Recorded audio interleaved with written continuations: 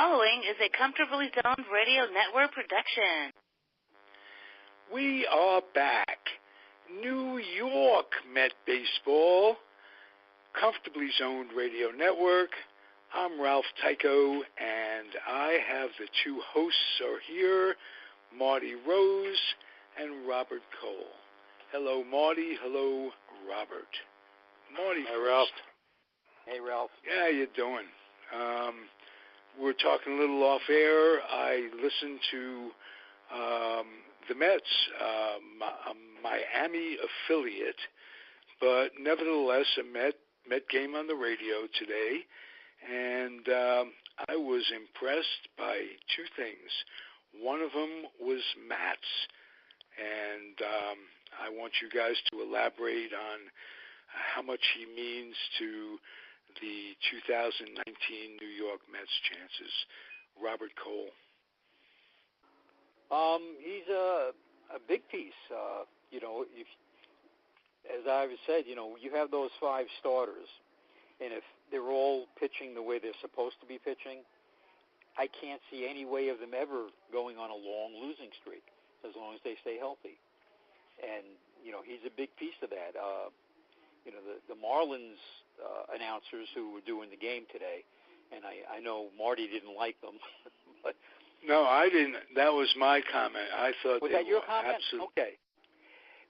Yeah. That actually isn't the Marlins' actual announcers. The actual announcers are going to be back tomorrow. That was J.P. Arancibia, who just started announcing basically the last couple of years, and like their podcast guy. So that wasn't their announcement. Oh, okay. All right. They seemed like they had never really worked together much. And they never have. Yeah, it sounded like it. It was a baseball game. I enjoyed listening. I enjoyed the Mets. I enjoyed their analyzation of Alonso. People are saying this guy's a beast. Let's not get off the subject. We have plenty of time. Yeah. Let's complete Mats.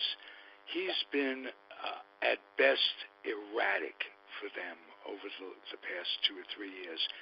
But the stuff he has is amazing. And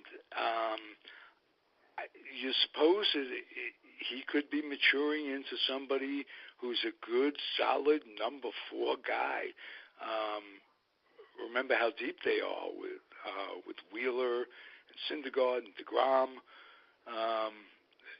Put him as a number 4 starter. Wow, you really have something. Yeah, and Wheeler came on into his own last year.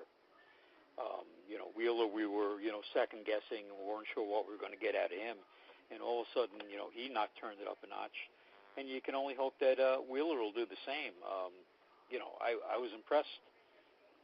Like you were, with 5 strong innings. They brought him out for the 6th just to get him up that 6th time, and looked very good. Got a couple of hits off him. Runner lead off double, and he got out of it. Very impressed with what he was today. But he's been erratic all spring, though. Yes, he has. His last outing.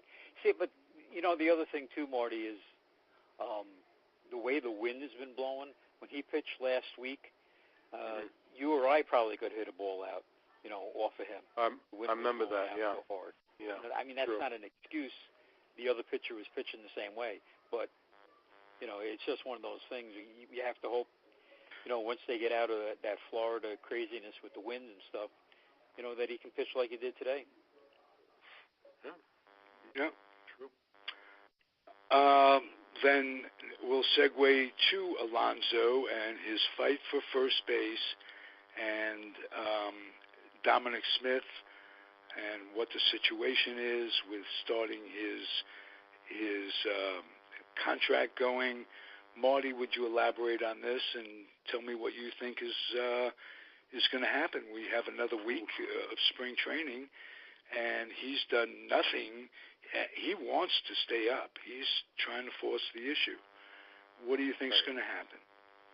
Well, since they still have injuries,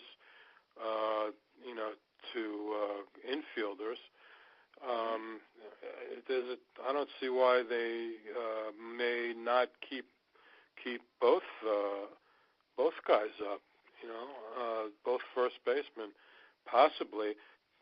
Why not?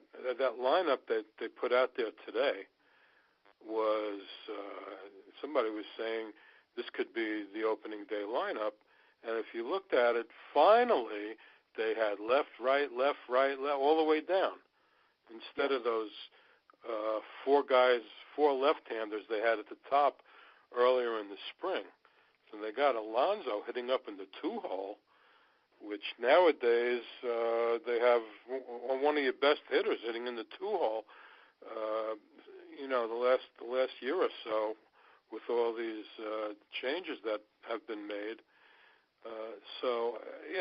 There's a chance that they could keep both. I don't see why not.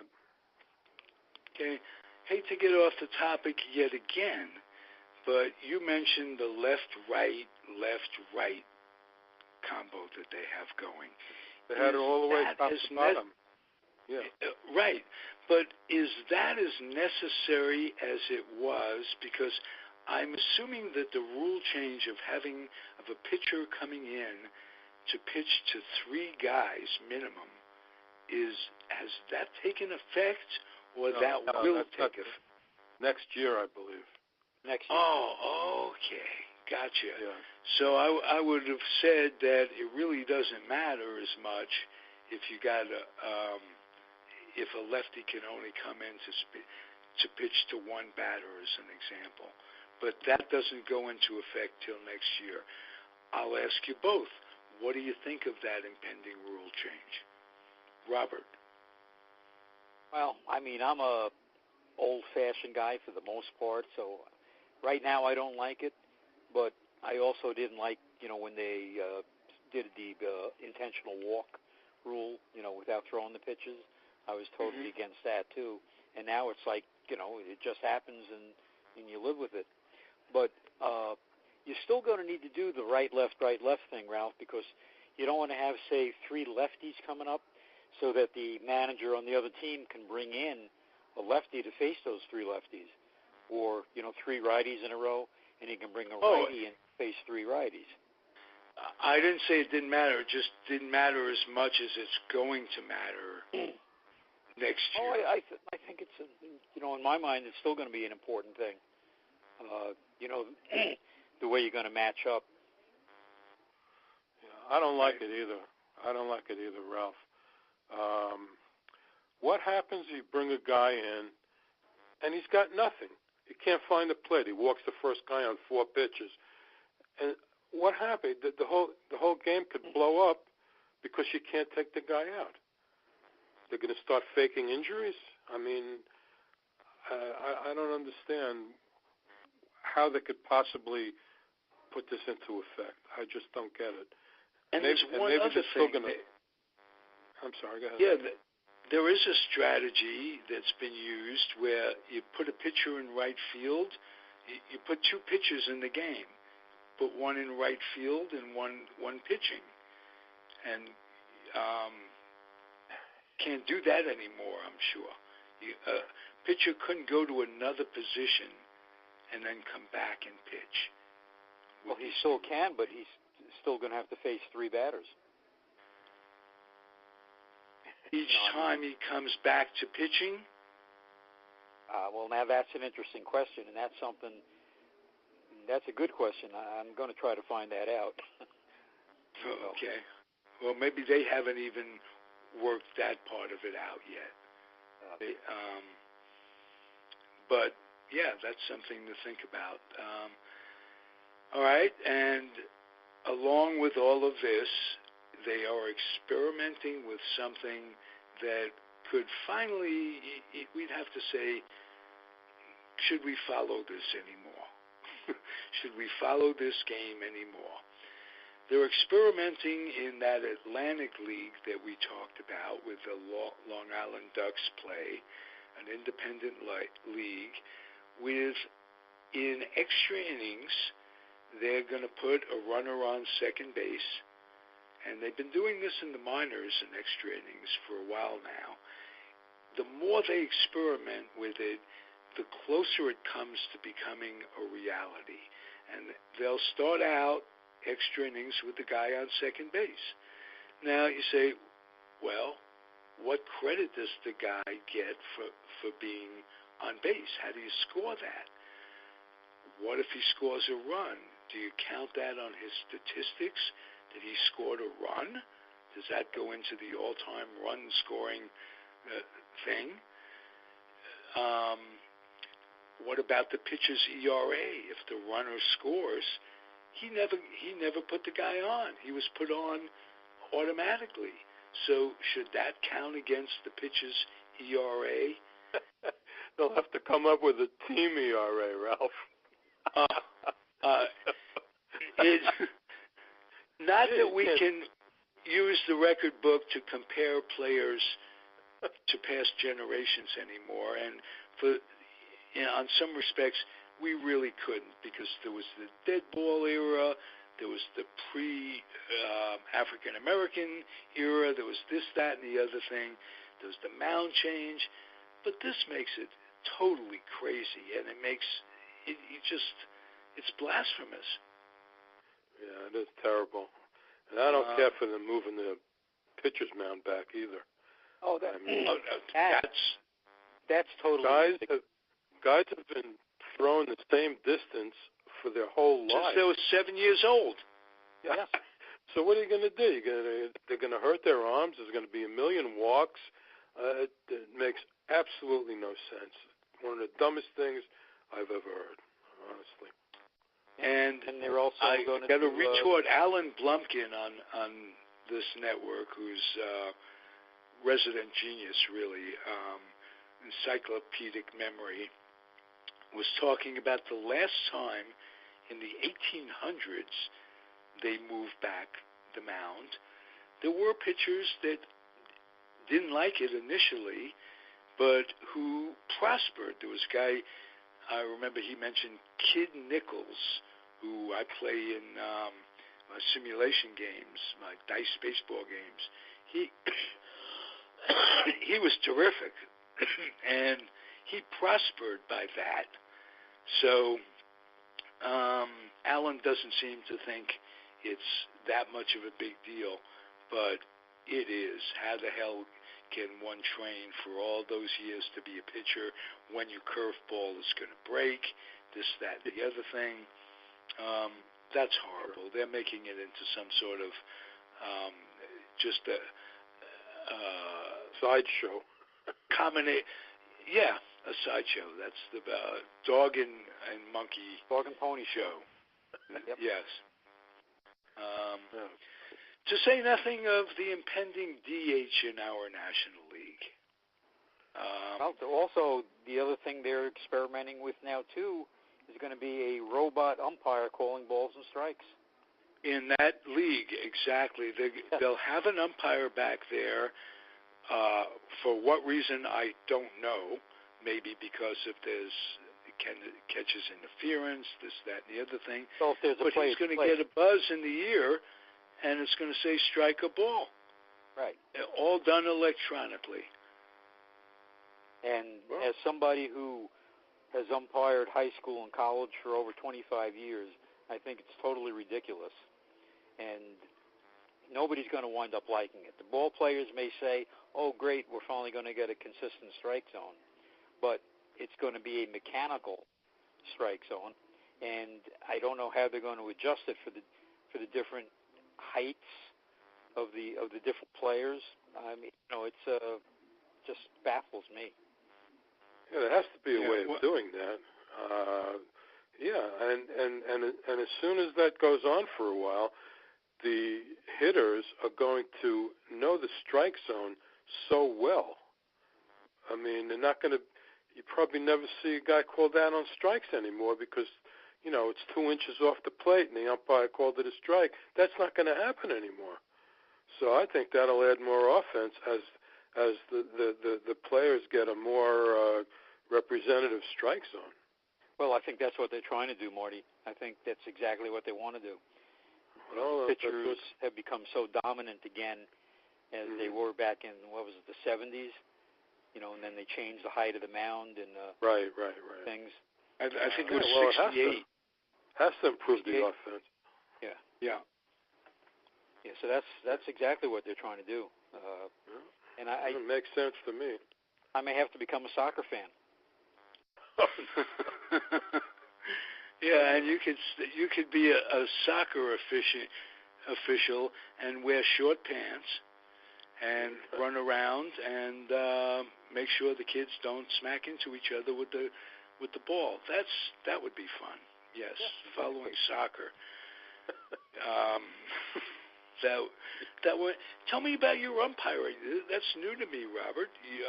Tell me about how that got started. Did you want to be an umpire for a long time? Because you were into your middle age. You say 25 years. It's like a second career for you, wasn't it? Yes, and it was something that I did want to do, but different jobs and not having the hours and stuff like that. And then I started working for the school system, and which allowed me to have the time to do it. I was off weekends, able to work at nights, started doing Little League. Then I started doing high school and college. Was fortunate enough to do a couple of independent league games and also did some fill-in spring training games when the minor league umpires needed a day off. So it was a lot of fun. Of course, wow. I had knees now, but enjoyed it, enjoyed it a lot. Whoa, I had no idea. What was the most fun of being an umpire, and what was the thing that you didn't like about it? There weren't too many things I didn't like about it other than working the lower levels, the youth leagues. The parents were just horrible, especially those teams that they paid to have their kids play on, the travel ball teams at very young ages. A kid would strike out, mom and dad would start yelling at him, the poor kid would start crying. I stopped doing those youth games because I just couldn't handle the parents anymore. But the higher the level of baseball, the easier it is to umpire. And, I was able to do some spring training games when Rocco Baldelli played. The Bell brothers were, rehabbing. I did some of them. I did Lastings Millage when he was in high school. Did a number of ball players that, did make the majors. No tremendously big stars, but just a lot of fun. I just thoroughly enjoyed it. Wish I could still be doing it. Yeah, that would have been something to consider. You're a big guy. A little skinny guy like me couldn't be an umpire for one reason or another. They always chose the big guys. And did you go to umpire school at all? Yes, I went to an umpire school. The thing is, when you start at an older age like myself, if you're not in AAA by the time you are 30, you don't have a chance of going any higher. And there's so much nepotism in the umpiring industry in the major leagues. You look at the different names, and, these names go back to the 50s, grandfathers and fathers, and now the sons. The Wendell stats, for instance, come to mind, and some others. And it's just a lot of nepotism, very difficult to get to the major league level, but there's so much other levels of baseball that you can do, and it's very fulfilling. Good. And most of all, it sounds like it was fun. You're around grass, dirt, kids playing, and it's baseball. And like I said, you do some Little League, and then it's very fulfilling to see those same kids that you did Little League, 10, 15, 20 years before. Now they're in high school and college, you're still doing them. It's very, very, very fulfilling. Nice. Now, you did this up in Jersey. Well, I started in New York, but I've been down here now for a long time, and most of it was done down here in Florida. Oh, okay. All right. That's a great way to go. Had no idea you did that. Very interesting. And you got an inside look at the game that you didn't have before. Oh yeah. Okay. What about, I will ask you as an umpire, what about these catchers that frame the ball? I spoke with Al Clark, former umpire, once, and he said it's not important where the catcher catches it. It's where the ball crosses the plate. Now, we know this, but is it almost an automatic that you pay attention to where the catcher catches the ball? Is that the most difficult part of umpiring, to discern where the ball goes over the plate? Yes, and okay, what Al Clark is saying is the rule book way of doing it. But if you watch, okay, a lot of balls will clip the plate at the front part of the plate, get wound up getting caught way outside, and it's very difficult to call that a strike because everybody in the world will be yelling and screaming at you. The framing, okay, is something that starts in Little League, and I've never liked it, and I always tell the catchers that are working in front of me, okay, if you think it's a strike, you hold it there, okay? When you jerk the ball, and why the Major League umpires are letting them do this now big time, I don't know. But when they pull the ball in, that's telling you that it wasn't a strike. They didn't think it was a strike, okay? If they thought it was a strike, they'd hold it there, okay? And you'd say, oh, yeah, that's right there on the corner. I can call it a strike. But when they pull it into the strike zone, and that's one of the biggest problems right now, is Major League umpires doing that.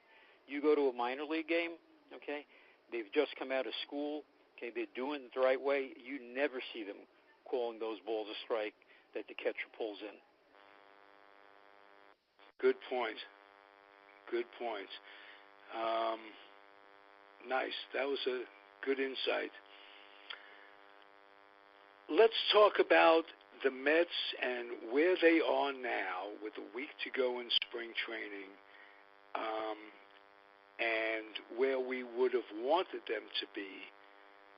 It's pretty close, isn't it, Marty? They're in good shape. Yeah, I think judging by that lineup they put out there today, the only guy that you may not have figured is J.D. Davis because of the injury situation at third base. Right. And he is hitting .294. That lineup that was out there today, Conforto, who has been showing a lot of power this spring, had the lowest batting average of the 8 guys out there today, and that was .275. So, compared to what we have been used to seeing from the Mets hitting-wise the last couple of years, this is a very good sign, I'm thinking. Look at the catcher. This guy could just get out of bed and get a base hit. Hitting 2 for 3 today, 355. Same thing with Cano. The guy's unbelievable, 442. So this is very good. In my opinion, I think the only thing that was lacking the last couple of years was offense, and it seems like it may be there. So that's very exciting. As long as the pitching. I like the fact that they're playing Conforto, that they plan on playing Conforto exclusively in right this year. Right. Yeah, that's got to help. No question. Oh, yeah. That can't help but be good for his head. And if truth be known, he was adequate at all 3 positions. I give him credit. Even center field, he played a better center field than we thought. This year they've got depth. Anything happens to Lagares, they've got Buxton. They're looking good. And we must remember that Cespedes is down the road. He could be our late addition, just by... Don't mention it. Don't mention the C word, okay? When it comes out, that'll be a big surprise for us, okay? All right, but that's in the offing. Even if he never comes back, they're still a pretty solid team. McNeil, terrific addition. Lowry's going to... You haven't seen Lowry yet. Lowry is an RBI machine, and he has versatility. He can play at second. He can play at third. He could even play a little shortstop if need be. You really wouldn't want that. Echeverri's there. That adds to the depth. You got, as you guys say, Wilson catching.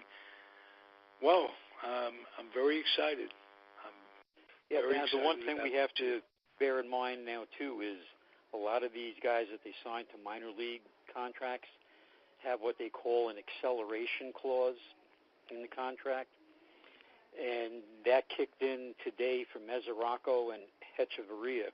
And what that means is any other team can now offer them a contract as long as they're put on the major league roster. The Mets get the right of first refusal. But if they don't immediately put that player on the 25-man roster, they lose them. So the next, week or so, we're liable to see a lot of movement, and the Mets' hands are going to be forced a little bit. They got to make the decision on Mesoraco. They have to make the decision on Hechavarria, and so you still have to wait to see as far as just how much depth they're really going to have. Yeah, and that's juggling rosters. With that in mind, I think that probably reduces the chances of Alonso making the team right out of spring training. Right now, they're saying that both Smith and Alonso are going to make the team. Callaway said today he's only going to carry 7 bullpen pitchers. As opposed to 8, which means one more spot will be available for a player. Okay. That's good.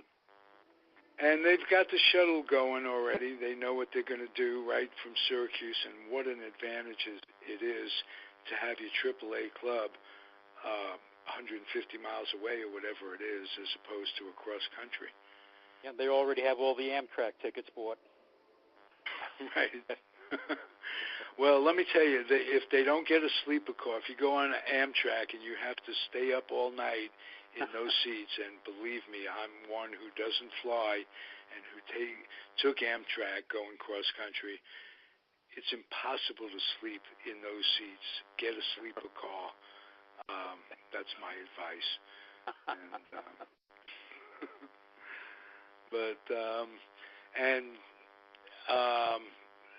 To be serious for a second, that's going to help them quite a bit in terms of pitchers available, getting guys there in record time. That'll be nice.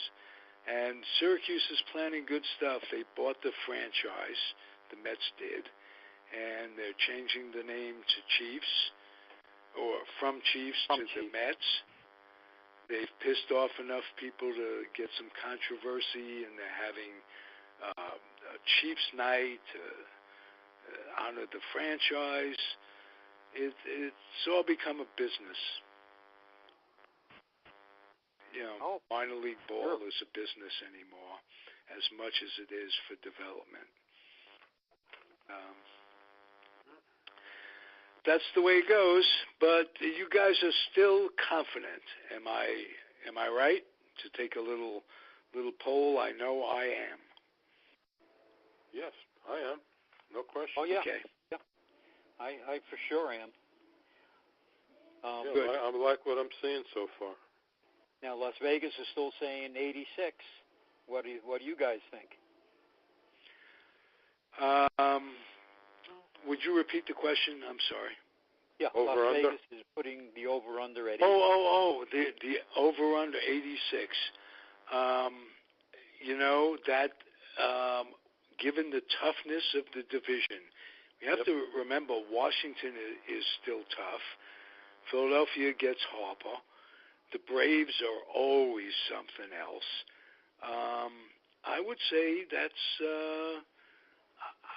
say because of the pitching and catching and now the relief pitching, we didn't even talk about Diaz and Familia in a more comfortable role. I'd say 88. I'd take it right there, and I'd rather see it be 88 than 86. Marty? Definitely, yeah. I'd rather see that too, but like you said, due to the situation in the division with the other teams, 19 games each, I think 86 is pretty good. I think they'd have, considering what they were last year, I think they'd have trouble being higher than 86. I'd go with that. Okay. Robert, pick a number, any number. Yeah, I'm thinking more in the lines of 87, 88. In my back of my mind, I'm thinking more like 90, but if they do 90, then they'll be in the postseason. Even 86, probably they have a shot at the postseason. Las Vegas is usually pretty good, so, I'll go 87. Okay. If we took the numbers out of it and we just said they're good, solid contenders. Yes. We're not off on that, are we? No. Oh, okay. Definitely. Good. Well, that's the best all three of us have felt about this team for a long time. Well, maybe since they won 11 in a row or something last year to open the season, we were feeling our oats a bit, but we forgot we're Met fans. Oh, yeah, for sure. I don't ever forget that. That's a factor. It always is. But this is going to be a good year. We're going to honor and remember the 1969 team and regret how fast it's all gone by, if we think about it. They're going to rename. They're going to rename 126th Street for Tom Seaver. Right. By the stadium. Yeah. They nice. have to get permission. They have to get permission from the city first, but I'm sure that won't be a problem. If you think about it, we grew up on 91st Street, right. 126th Street. We're talking 2 miles. We grew up 2 miles from all of this. Yeah, we rode our bikes down that way lots of times. Yeah. Up Roosevelt Avenue on the wrong side of the street. Remember that, Mert? Absolutely. Facing traffic, little kids, 10 years old, right through the heart of Corona from Jackson Heights to Flushing. Yeah, we've done that. Ballsy little bastards, I'll say that. But we made it. All right, Mert. All right, Robert. This was terrific. Let's go Mets. Thank you for listening, everyone. It's the Comfortably Zoned Radio Network. I'm Ralph Tycho. The hosts are Marty Rose and Robert Cole. Adios. Thanks, guys. Good night. Good night. Good night. The proceeding was a Comfortably Zoned Radio Network production. Thank you for listening.